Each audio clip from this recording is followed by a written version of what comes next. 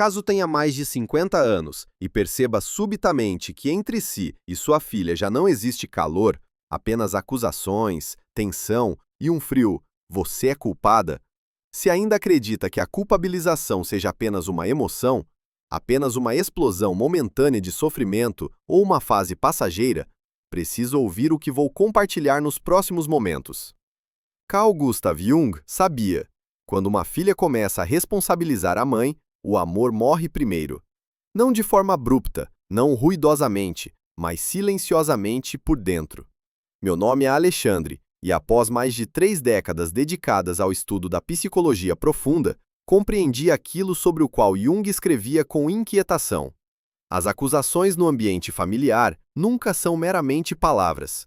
Trata-se de um mecanismo que lentamente reescreve o vínculo e transforma a proximidade em ameaça. Se tem notado que as conversas com sua filha passaram a parecer interrogatórios, que suas palavras são usadas contra si, que qualquer lembrança se transforma em reprovação, permaneça aqui.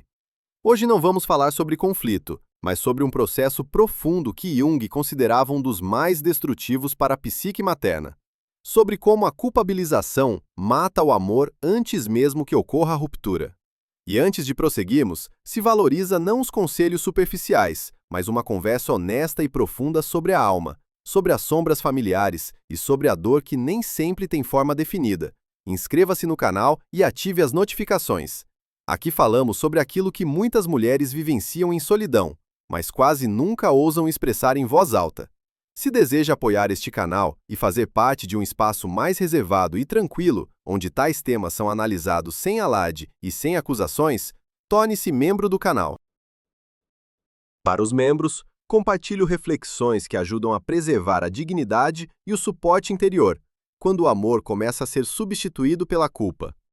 O botão para se tornar membro encontra-se próximo à inscrição. E mais uma ação importante. Se conhece uma mulher, uma amiga, irmã, vizinha, que vive sob acusações constantes por parte da filha, compartilhe este vídeo no WhatsApp agora mesmo. Às vezes, uma única explicação interrompe anos de destruição interna. Pare. Detenha-se por um instante. Nos próximos minutos, descobrirá por que a culpabilização se torna letal para o amor.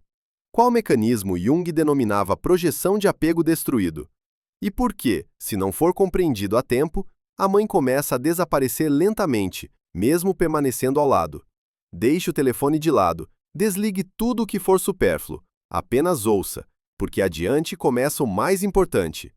Carl Gustav Jung escreveu que o amor não morre pelo ódio, mas pela transferência da dor interna sobre alguém próximo. E o primeiro mecanismo, do qual se inicia a destruição, surge no momento em que a filha deixa de suportar sua própria tensão interna. A acusação jamais nasce da tranquilidade. Ela nasce de um conflito interior que por muito tempo não encontrou saída. A filha pode ser adulta, independente, externamente bem-sucedida, mas internamente pode sentir vazio, decepção, raiva não vivenciada e um medo secreto. Minha vida não se desenrolou como esperava. Jung chamava isso de confronto com a sombra, aquela parte da psique onde se armazenam vergonha, inveja, sentimento de inadequação e reivindicações reprimidas contra si mesma. Enquanto a pessoa é jovem, pode fugir disso através do trabalho, relacionamentos, movimento. Mas com o tempo, a fuga termina, e então a psique começa a buscar um culpado. A mãe torna-se a figura mais conveniente, porque a mãe é o primeiro vínculo, a primeira dependência, e é com a mãe que está associada a expectativa inconsciente. Ela deveria ter me dado tudo. Quando essa expectativa se choca com a realidade da vida, surge uma tensão impossível de suportar, e então ecoa a acusação.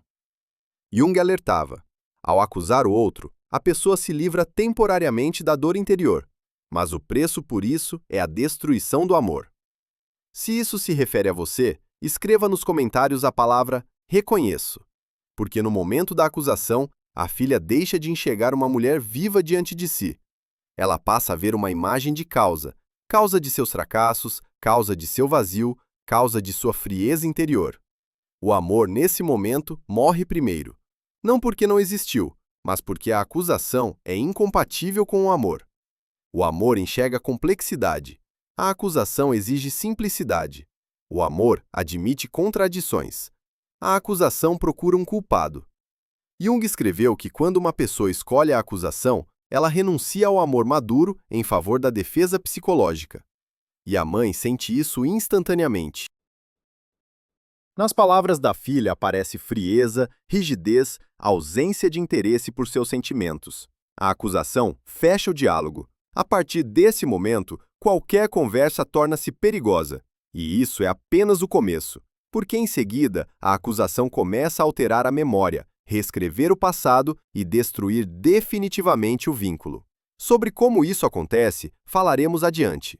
Carl Gustav Jung escreveu que a psique nunca vive apenas o momento presente. Ela sempre retorna ao passado para encontrar ali uma justificativa para o que ocorre internamente agora.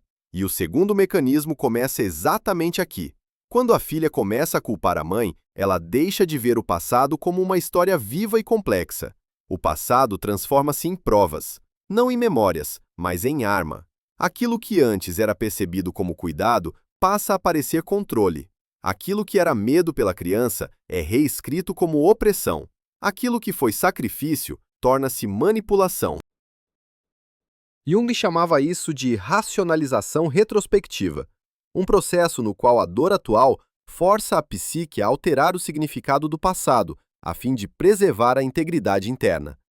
A filha não mais discute com a mãe sobre fatos, ela discute sobre significado. E nessa disputa, a confiança morre primeiro, pois a confiança só é possível quando duas pessoas têm um passado comum, reconhecido por ambos os lados. Mas aqui o passado comum é destruído. A mãe diz: "Fiz tudo da melhor forma que sabia." A filha ouve: "Você está se justificando." A mãe tenta recordar o bom. A filha percebe isso como negação de sua dor. Jung alertava: quando o passado é reescrito, o diálogo torna-se impossível, porque qualquer conversa é percebida não como tentativa de compreender, mas como ameaça à construção interna. A filha necessita de uma versão do passado onde exista um culpado claro, porque sem ele será preciso confrontar suas próprias decisões, erros e perdas. E isso é doloroso demais, e a mãe acaba no papel de explicação conveniente. Jung escreveu que a pessoa que reescreveu seu passado deixa de ver o outro ser humano como vivo. A mãe torna-se não uma pessoa, mas uma imagem, símbolo de tudo que deu errado. E com um símbolo é possível ser dura, fria, injusta, porque um símbolo não sente, mas a mãe sente. Ela percebe que sua vida parece ser anulada, que sua experiência não tem mais peso, que sua verdade não tem direito de existir. E é precisamente aqui que o amor começa a morrer. Não por causa de gritos, não por causa de conflito, mas pela perda da realidade compartilhada. Porque ali onde o passado se tornou arma, a proximidade não pode mais existir. E isso prepara o próximo mecanismo, ainda mais destrutivo, o momento em que a mãe começa a viver em defesa constante e a perder-se. Sobre ele falaremos adiante. Carl Gustav Jung escreveu que a personalidade começa a se destruir não no momento do golpe, mas no momento em que a pessoa deixa de sentir segurança interna ao lado daqueles que ama. E é precisamente aqui que a acusação da filha passa das palavras para o estado. Sua psique começa a viver na expectativa. Cada conversa torna-se uma armadilha potencial, cada pausa, uma ameaça de nova reprovação. Cada palavra, algo que pode ser usado contra ela. Jung chamava isso de posição defensiva crônica, um estado em que a pessoa está constantemente se preparando para o golpe. Mesmo quando não há golpe, a mãe deixa de falar livremente, ela começa a falar corretamente, cuidadosamente, com cautela. Ela explica os motivos antecipadamente, justifica-se pelos sentimentos, suaviza a verdade. Não porque mente, mas porque teme ser novamente acusada. Jung alertava: quando uma pessoa vive em defesa, ela deixa de viver a partir de si mesma. Ela começa a viver a partir da reação do outro. A mãe cada vez mais se pergunta: não o que sinto, mas como isso será percebido. Seu mundo interior se estreita, a alegria torna-se mais silenciosa, a espontaneidade desaparece, o amor deixa de ser caloroso e torna-se ansioso. Jung escreveu que a energia vital suprimida não desaparece, ela se transforma em fadiga, tensão e vazio interior. A mãe pode sentir um peso constante no corpo, insônia, sensação de que está sempre sendo testada. E esse estado, lenta, mas certamente, a destrói por dentro. Porque uma pessoa que está constantemente se defendendo não pode amar livremente. Concorda com isso? Escreva nos comentários a palavra correto. Ela sente que sua vida parece ser anulada. E é precisamente aqui que o amor começa a morrer, não por causa de gritos, mas pela perda da realidade compartilhada. Carl Gustav Jung escreveu que o amor não morre pelo ódio, mas pela distorção constante do significado.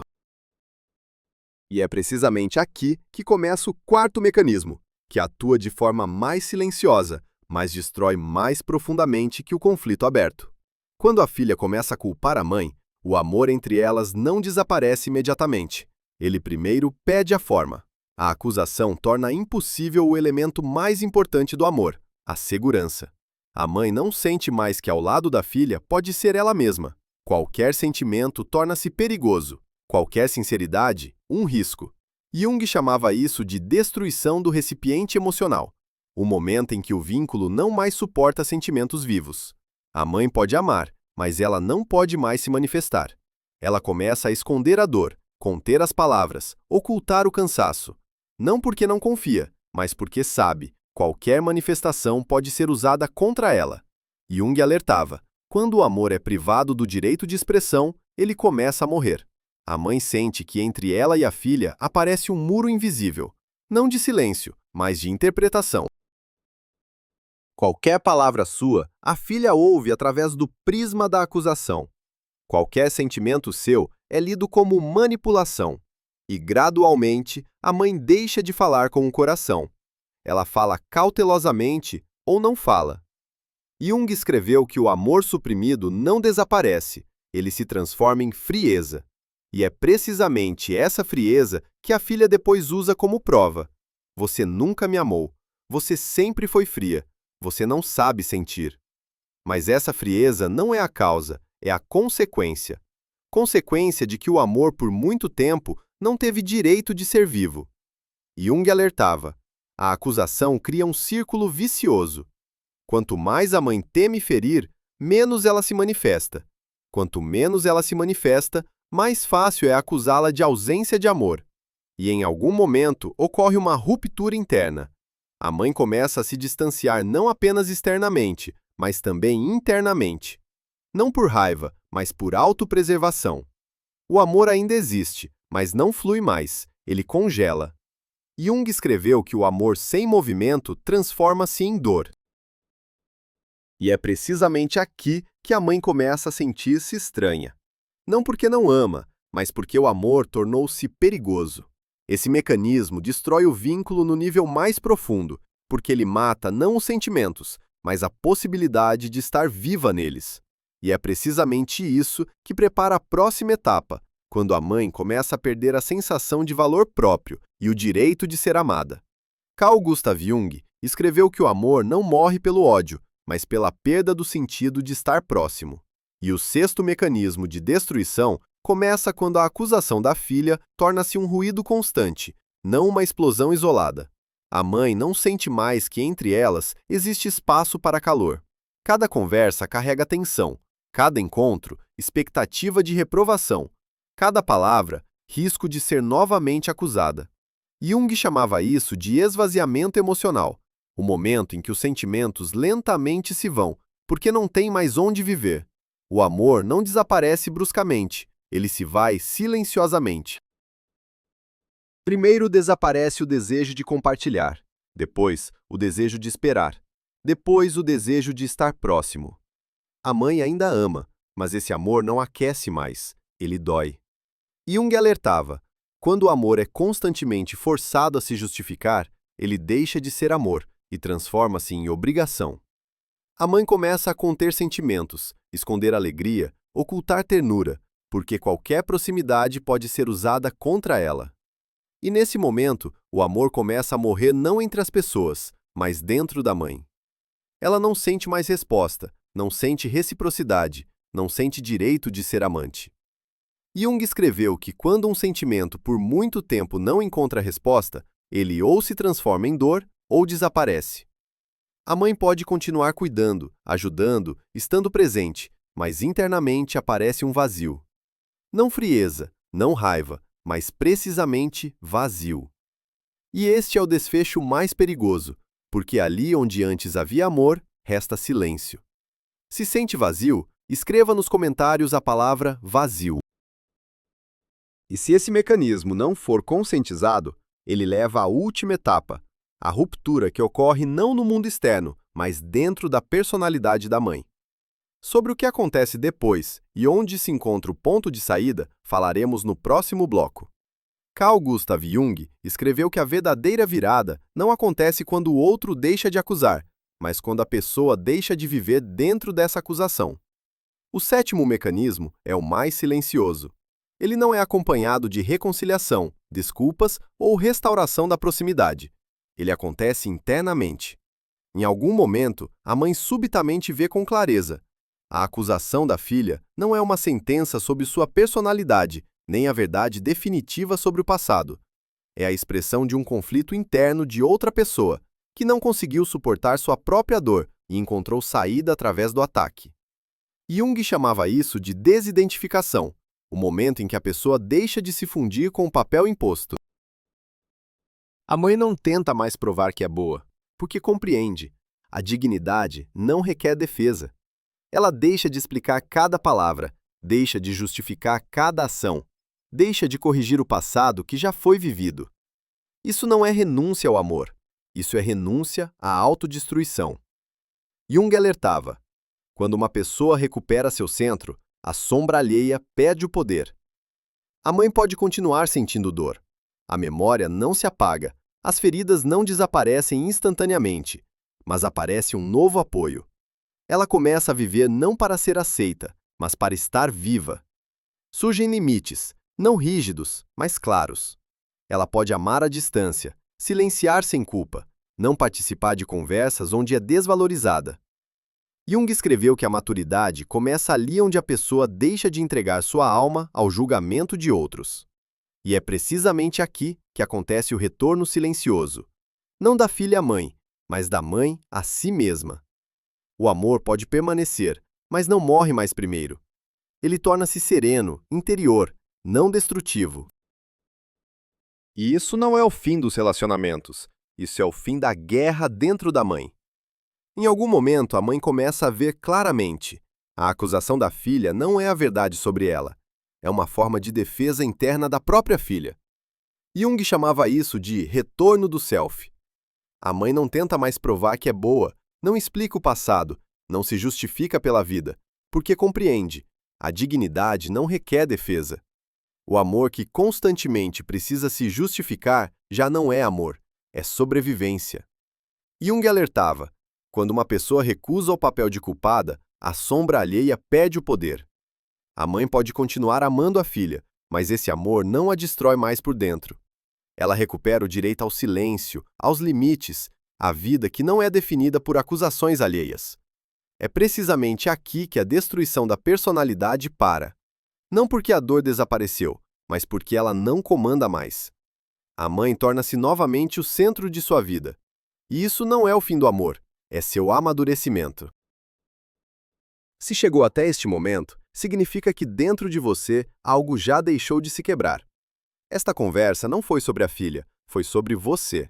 Sobre o direito de viver sem sentença, sobre o direito de não ser inimiga na própria história. Carl Gustav Jung disse: a liberdade começa onde termina a necessidade de provar seu valor. Você tem direito à vida sem acusação, à dignidade, a si mesma. Se você escolhe a si mesma, escreva nos comentários a palavra liberdade.